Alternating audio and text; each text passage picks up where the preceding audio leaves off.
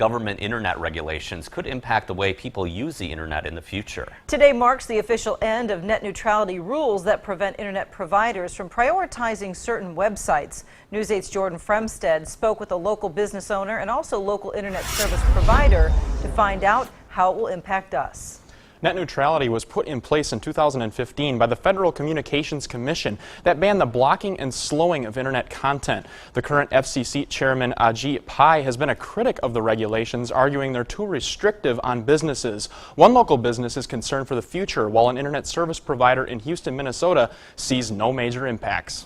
Net neutrality is a thing of the past. It is, kind of a concern. It has many people worried about what internet companies will do in the future. In the future, they can't be splitting it up where you have to pay for, social media or your email or credit card transactions. Full Circle business owner Joshua Larson says his business uses the internet in many ways. We use social media as one of our main forms of marketing. He says it's a necessity. There's really no way around us using internet.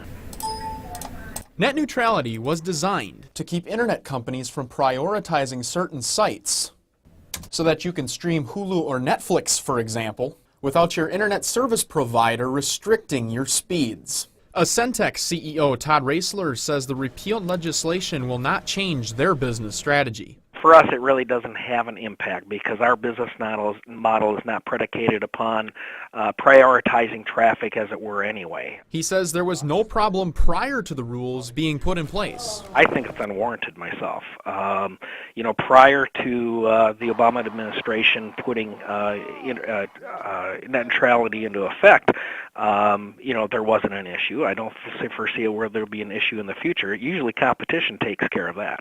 Verizon and AT&T have said they will not block any content either, according to the Washington Post. But now that the rules are absent, Larson says there is nothing stopping them from reconsidering. They could say that they're not going to do that, but it's not, necessarily something that they're going to stay true to or something that they won't change their mind on in the future.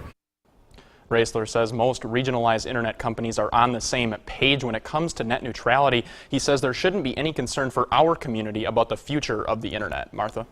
Thanks a lot, Jordan. And more than 20 states have already sued the FCC to stop the repeal. The Federal Appeals Court is expected to hear the case in the coming months.